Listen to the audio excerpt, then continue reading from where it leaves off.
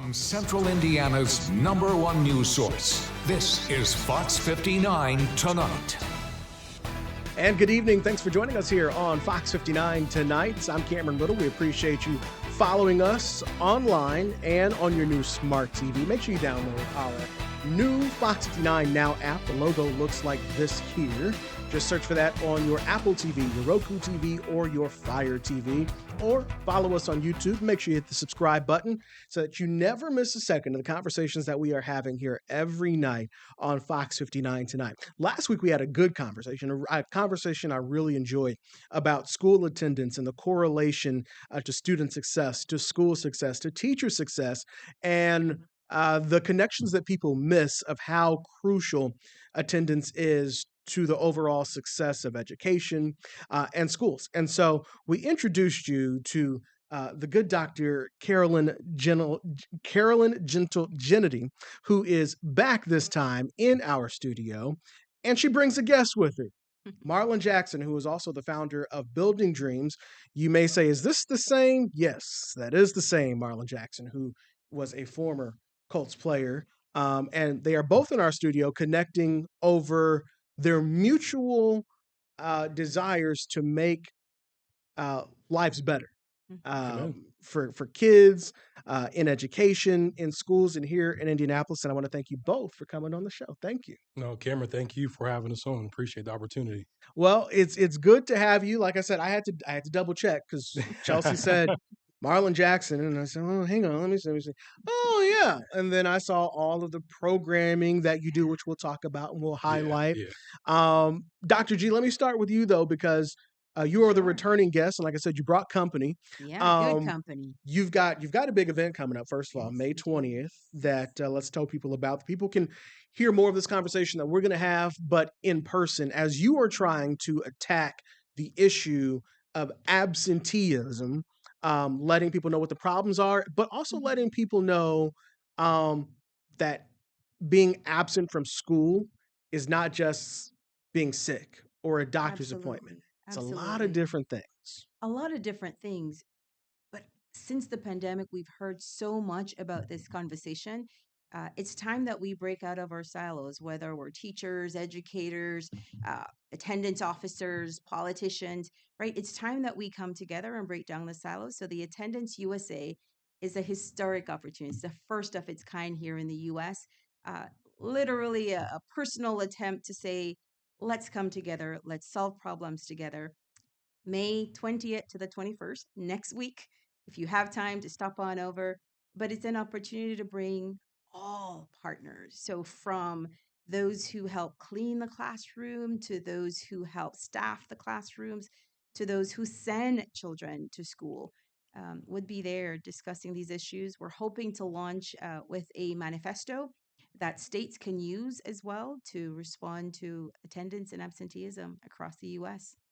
Marlon, tell me about Building Dreams. That's your organization, along with Fight for Life, Fighting for Life. Yes, Fight for Life Foundation is the organization, and through Fight for Life, we've created Building Dreams. Building Dreams, we look at it as a space to pause and process in the form of technology, um, tying together behavior supports, social emotional wellness, communications with high level data analytics.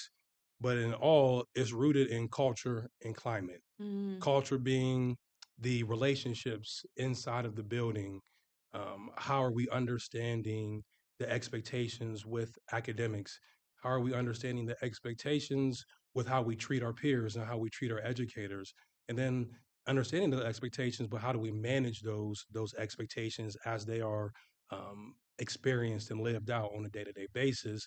We are the system that is a part of the routines, the intentional breaks, the moments for emotional reset, and to really for students to be able to look inside and to begin to process the circumstances and experiences of their life, but to have that information relayed to school counselors, to social workers, to deans of culture in real time, and then allowing them to be able to prioritize the needs of the students. Because mhm. all of this is, rooted in relationship, but in order to have a strong relationship, you have to be able to relate, and we assist with that relating portion of the relationship.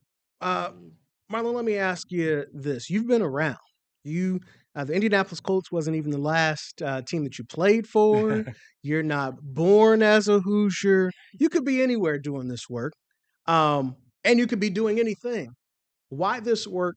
Why Indianapolis? Why not Pennsylvania somewhere? Um, ooh, that's a great question. But I'll say first and foremost, this is where God put me, and where He provided the opportunity for me to be able to explore and find solutions to meet the needs of kids that are growing up in a similar manner as I did. Mm-hmm. Um, and Indianapolis was a place that, because of a moment, we'll say a winning moment, Mm-hmm. was able to catapult me into the minds and hearts of the constituents of the city. Mm-hmm. And understanding the power of that connection, I saw this as the launching pad Mm-hmm. um, for social impact on a national and international scale to meet the needs of students. But then, in working to meet those needs of students, understanding there are other stakeholders involved as well, Mm-hmm. where you have to support the educator, you have to support the administrator, you have to include the parent Mm-hmm. in order to act, at the end of the day, impact that student. Well, you mentioned a big win a second ago. We haven't had another big win since you were on the team. So They're working on it though. we're working on it. They're We're working on working it. on it. By the way, Working go on Pacers too while we're it. at Let's it. go. That's Just right. That's right. Eastern Conference Finals. All right. So, but why this work? M- you like I said, you could be doing anything, and um, we all Dr. G, Marlin, we all are kind of running in the same circles, doing different things, but ultimately the goal is pretty much the same. And so I know where you are. I know what schools you're Yeah, yeah. in, and the different things. And um, I guess I'm curious to know what connected a football player to wanting to help kids, and I mean that as in Yeah. we always see it the when players are on the team. Hmm. We go out and we shoot the story of such and such is at Abraham Lincoln Elementary School Yep. playing with the Yep. kids and all that. And on one hand, it's part of your job as a professional athlete and be a part of a team to be in the community. But what I'm trying to figure out is why you're still doing Yeah. Well, it's my purpose, right? And I say purpose because of the experiences God gave me, right? Um, the things that I lived through, it. um, with when it comes to my household, Mm-hmm. my mother, my father that was missing, our community, um, how that impacted me emotionally, how that turned into behavior, and then coming to a point of realizing once I got into a stable environment, what it actually takes to begin to have a sense of self identity, Mm-hmm. and navigating all of these highs and lows, all of these wins and losses, um, very touch and go situations, but in a bunch of high notes is at the same time. Mm-hmm. Mm-hmm. It's like you want everybody to get to the other side. Mm-hmm. Like when you've experienced struggle, um, and you've had to, overcome the odds, you Mm-hmm. never, it's these, they never leave you, Mm-hmm. like those lessons. And because of those lessons never leaving me, Mm-hmm. and then seeing the impact that those lessons can have once I made it to we will say another side, where the other side being University of Michigan, Mm-hmm. being an All American. But when I went into Southwest Detroit Mm-hmm. for a psychology class, I was rooted in mentoring, and I told them that my mother struggled with addiction, that I never met my father, that my brother was in the streets, that I was in the streets at different times. Like they're like, no, like not you. Like Mm-hmm. you were All American at Michigan. You attended University of Michigan. So they Mm-hmm. didn't think that it was reality for someone Mm-hmm. like me with my past Mm-hmm. to now be at the University of Michigan. So, I wanted to break that mold, Mm-hmm. and I wanted to I'm striving to help kids really reach that self actualization, Mm-hmm. or start to at least be able to put it together. Mm-hmm. Like, who am I? What values do I hold? And then let those values drive how I engage. Let those values drive how I cope, how I manage myself, how I build relationships. Mm-hmm. Because this is the essence of like how we ultimately live. right? And if we want a better society, these are the fundamentals that we need to teach and then be able to execute on a regular basis. You know, That's the I epitome of founders. Like That's right. there's Amen. no other way to just put all of that energy and drive and mhm, purpose. mhm, Right? That's what we want for founders at Butler University, to be able to provide an opportunity for students to realize, despite where they begin, mhm. they get to author their own ending, and we're there to support them. So Well, a good testimony. and that testimony is good. I'm glad you went through that, and I'm glad we get to highlight it because on another show last week, I was talking with Ralph Durrett Jr., who's the city's chief violence prevention officer, and we were just talking about how, um, uh, and I guess this was kind of an offline conversation, but nevertheless, we were talking about um, stories like the one you brought up are the ones that aren't told as much, meaning you haven't been locked up. You aren't teaching kids how to do things because mistakes you made. That's right. And then which and where I'm going with that is we have a lot of those type of mentors and thankful for the work that they do. Um, but the conversation we were having was a lot of guys like you and like your organization uh, don't get talked about a lot. You do a lot of the work quietly.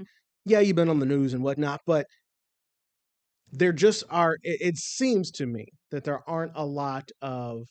We're not telling enough stories about people like yourself who have been, who have had and you've overcome obstacles, but you've always been on the right track, if you will. You are a success story, and the mentoring that you're giving comes from a place of this is how to be successful because I've been successful, not this is how to stay out of trouble because I've been in trouble. Yeah, and helping to define what is success. Like actually, like it's not the accolades. Like the real true success is like the understanding of self and acceptance of self, and like um and being able to identify healthy, supportive relationships. Mm-hmm. Like that is how you succeed because the succeeding is in finding peace. Mm-hmm. Like, Mm-hmm. Mm-hmm. in a world full of unrest, right? And we think about society right now.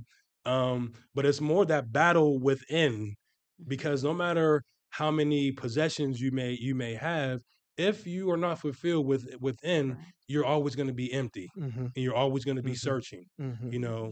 and that's why I am happy to and blessed and to be able to do this work in collaboration with Dr. G, because that's it's never one person like in Dr. G's world. She leads excellent teams, excellent initiatives.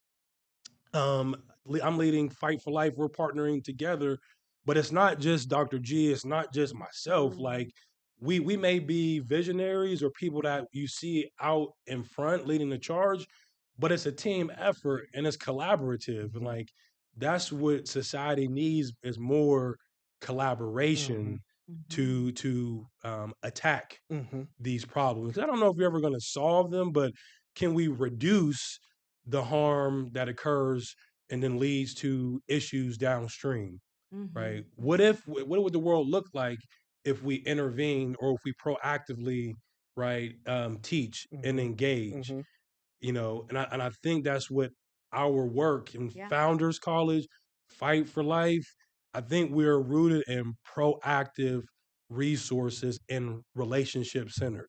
Well, one of the things that I also talk about a lot is the lack of collaboration between organizations that have similar goals. So how did this and this come together? God. Amen. It's only God. We said that's a simple answer, but it's true. It is, yes. But it's also one of those things that you have to, a good leader recognizes what they don't know Mm-hmm. and know where and who to go out and get and bring together. I think that's how our partnership grew. Fight for Life was doing phenomenal work. And one colleague of mine out of Warren said, "Hey, we're Yep. starting this program." James Taylor. James Taylor. We'll give shout out to James Taylor, the Godfather. And we've been working through that process. And he sent a draft of a document that said, "Hey, this is what they're doing with the system." And I guess he knows me. I'm like, no matter where there's a challenge, I will reach out. And I said, but they're missing some components here. Why are not, why are these pieces not here? I suggested those pieces. We got to a point where Marlin said, yeah, I think those are good. We'll put those in. And then we talked about, is this an evidence base? Because that was language that we were using. Mm-hmm. And as a researcher, I then asked, how are we doing the research? Pulled in one of my research students out of IU, began that relationship. We moved to many of the core values at that time. Those values then led us to now at least three published articles, a book Yep. chapter, some assessment on the work, and eventually moved into a great honor to chair the board for Fight for Life Foundation. But at the core of that was building quality in life for That's right. Indiana Hoosiers, for students, for individuals. And that remains the center of the work that we do. So, yes, it may be the two of us. It may be Attendance USA where we're breaking down the silos, but it will also be across the world. We actually brought a group from Denmark Mm-hmm. to Butler University, where I'm now, because that group just wanted to know about machine learning, the work that we were doing for the first time in since 1980. There's been no work that looked at all the social behavioral aspects of attendance. Mm-hmm. It was for the first time through Fight for Life, we were able to collect that data using the Building Dreams platform, brought researchers together. One of our good colleagues ended up creating that structure, training the classifier, getting to the point with some students that we got to a 99% reliability, Mm-hmm. and able then 20,000 data points to figure out what's happening with attendance. Where is there the lift? And that's when we found out that socio-emotional learning and a lot of that direct hit that came from mentoring moments, from supportive classrooms, from supportive partners, including Sankofa, became a part of that. So a That's right. long story, but it's a story we're still writing. Well, and can I add? Yeah. It's just you hear all that quality that she Mm-hmm. just put Mm-hmm. out there for all of us, right? But the producing of that comes in the qualities Correct. that we Thank possess and that you. we create. It is literally 10 core values Yes. slash qualities. Yes. And then even that mindset, Dr. G has inserted that into the Mhm. organization, and she called the soul of the institution, the soul Yeah. of the organization. That's one of the things that has influenced me the Mhm. most, was something that I had actually lost touch with since being an athlete, because a lot of what we do is rooted in values and qualities, Mhm. and that's how you actually do the work, is being driven, Yeah. guided by these principles or qualities. Yeah. Yeah. Dr. G, let me ask you about attendance. And we talked about this last episode, but if Yes. people Yes. missed it, why did this, again, like I said, there's tons of things that Marlin could be doing. Yeah. What caught your attention about absenteeism Oof. that concerns you to say that I want to do something about this? That's another long story. I'll give you a short version. Okay. So I'm originally from Belize, and in Belize, I got involved very early in youth development. Ambassador to the Caribbean, doing a bunch of stuff at UNICEF, working with Inter-American Development Bank, Organization of American States, doing a lot of that very, very early, writing policy as well for youth development. But it was always on, how do we stop crime? How do we reduce gangs? It was always after the fact. Mm-hmm. And so as I moved through, I ran a YMCA as an executive director. I served on a youth hostel as well, trying to as a governor. And the problem was the same. So when I decided to do my PhD, I said, I have to start stepping back and figure out, how do I fix this? Mm-hmm.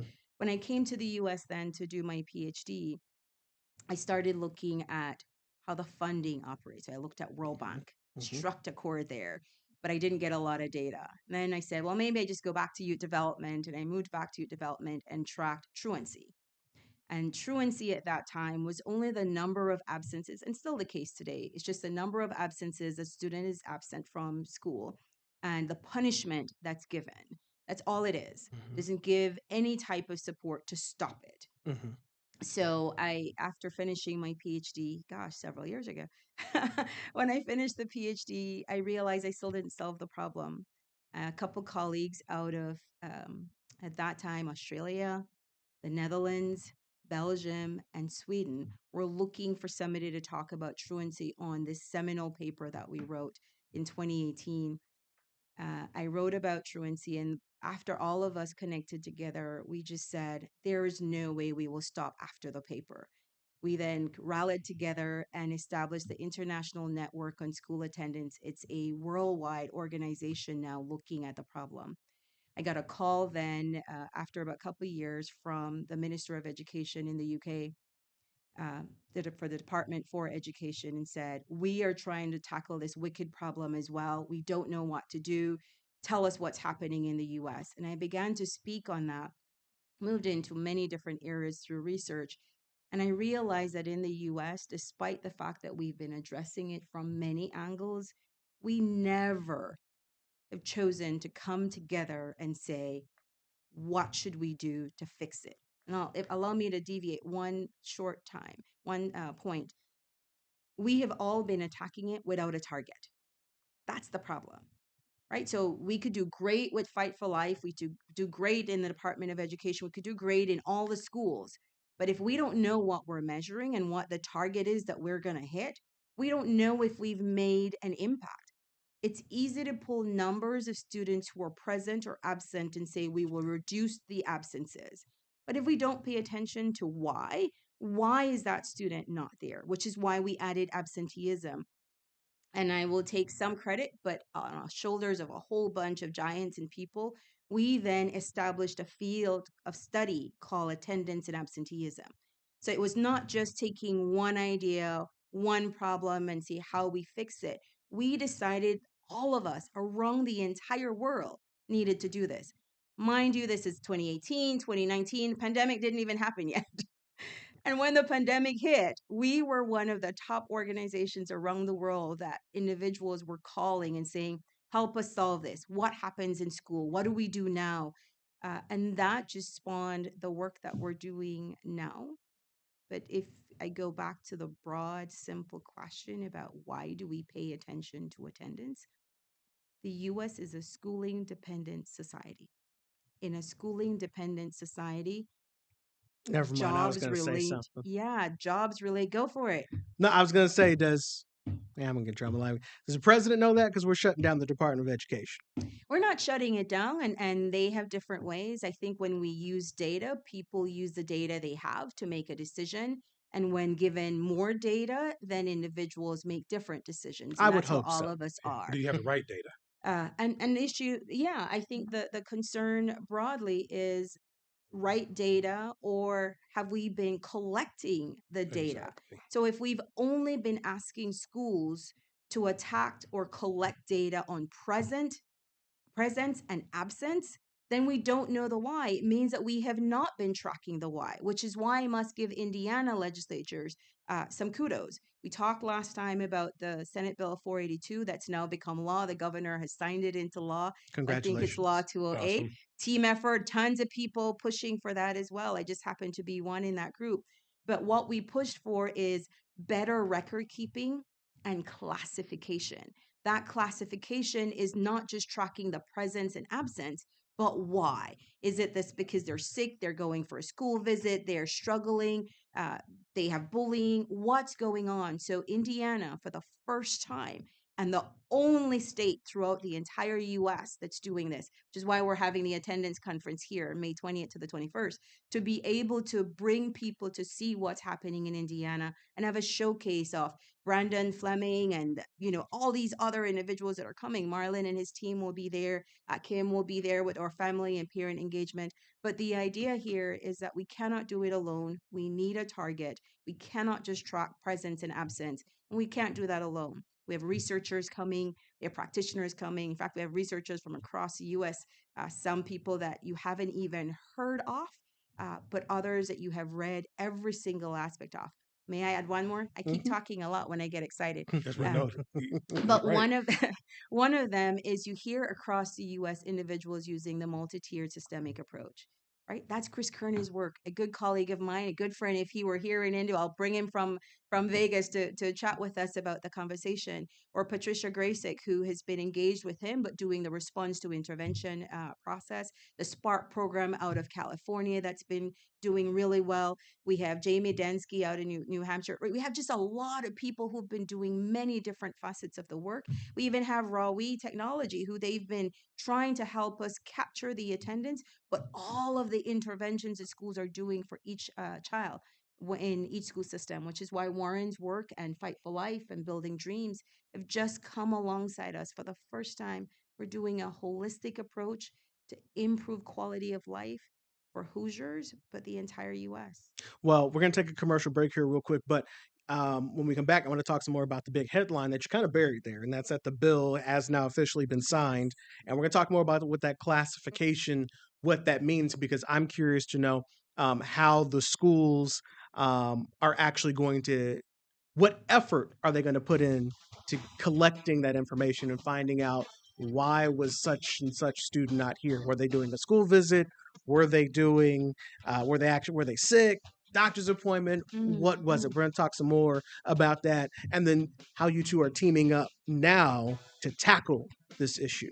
More of Fox 59 tonight, right after this.